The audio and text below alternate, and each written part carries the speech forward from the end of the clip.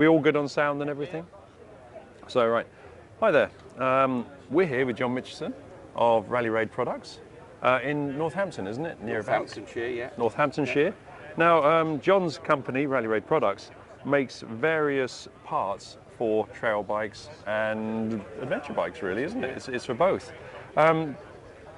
How long have you been going, John? Because I've known you for many years now on this. 13 years we started with the 690s when we were rallying them.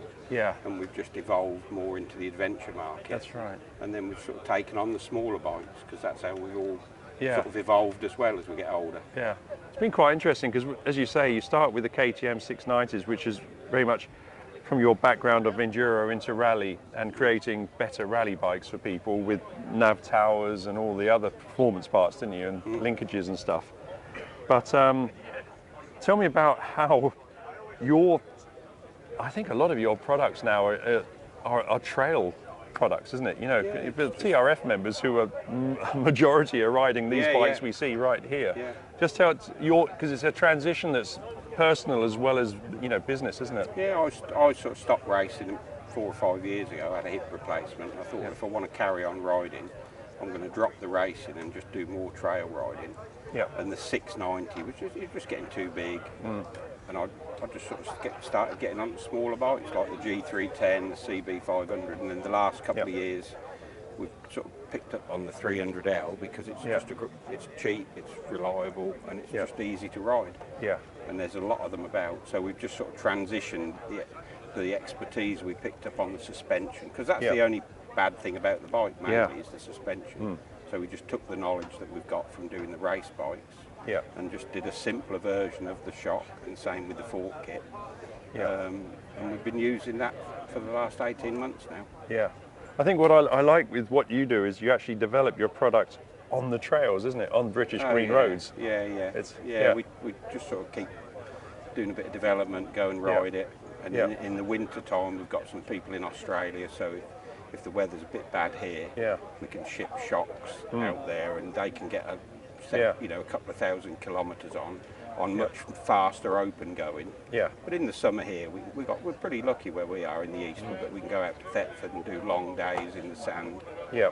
And we just develop it on the fly. Yeah. With me and Martin at Talk Racing, we'll work on the shocks here in the UK, and then and same with the fork cartridges, and then when we're ready, we'll just take them back to Holland, let Tractive put them on a dyno, and check our sort of seat of the pants settings to what the curve is, and then pretty much in production. Yeah, you're quite a success story, really, isn't it? Yeah, but, it's a hobby that went mad. Yeah.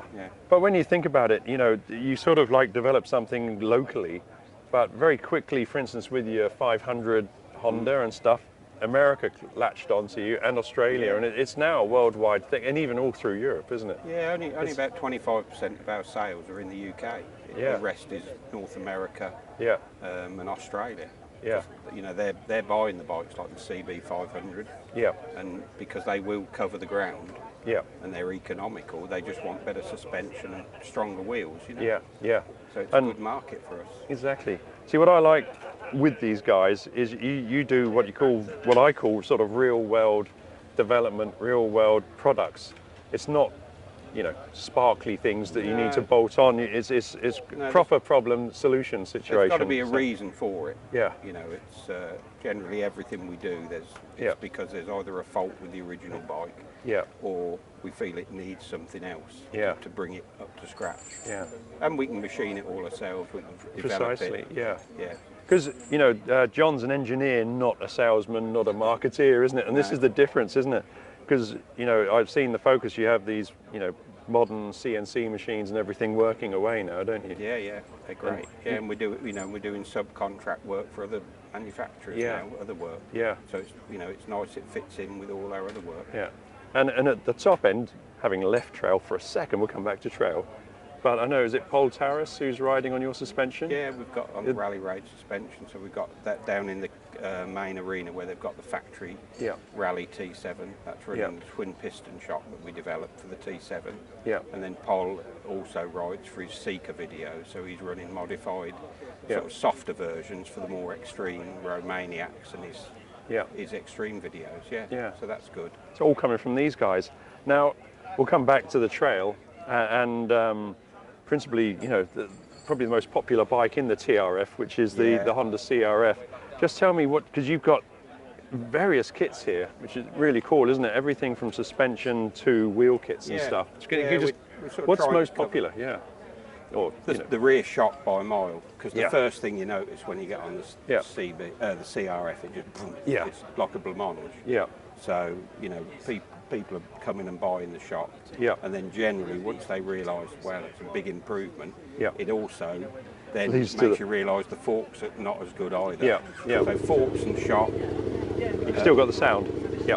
And then we're doing quite well with things like the fat bar risers, because a lot of people want to change to a Renthal fat bar and get rid of the brace in the middle so you can run a GPS low down. Yep, that's really nice, isn't it? Yep. And then we've got a nice low, strong rear rack. Yeah.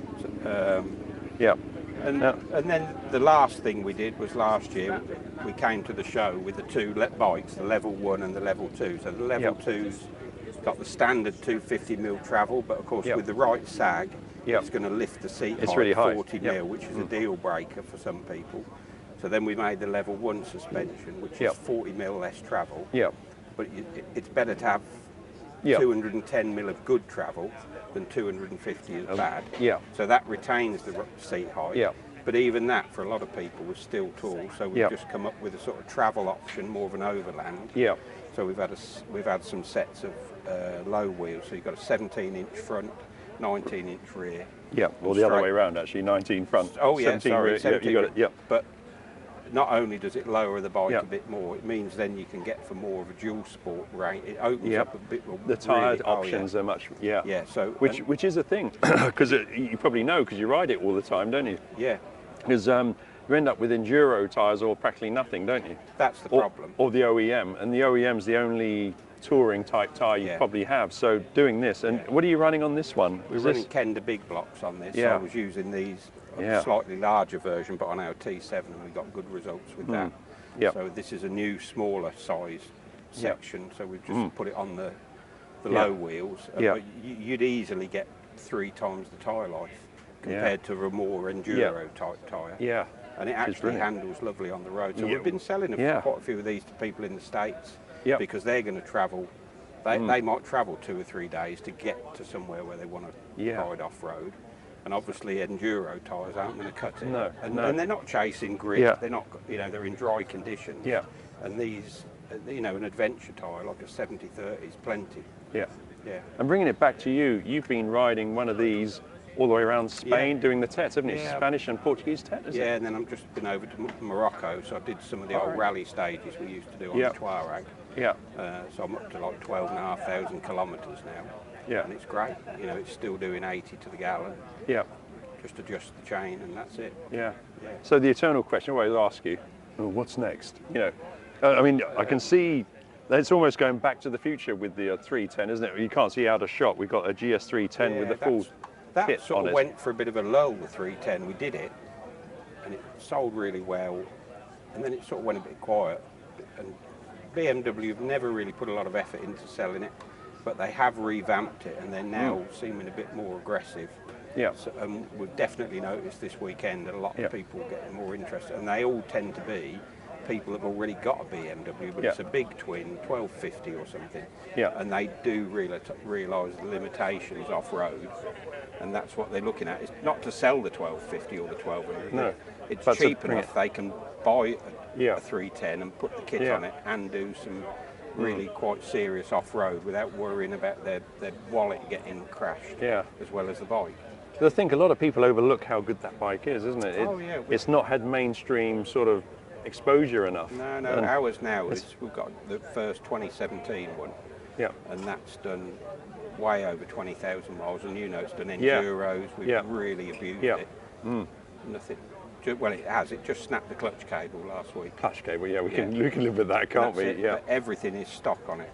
Everything. Engine, we haven't tuned it, apart from our suspension and wheels, and it really has performed. And it's still, for me, if I wanted to cover some distance, I would still choose that. Yeah. Because it's just a nice, sweet engine for on the road. Yeah. Yeah. Lovely. Thank you, John. That's all right. Okay. Nice to Cheers, see you. Guys. Yep. Thank you.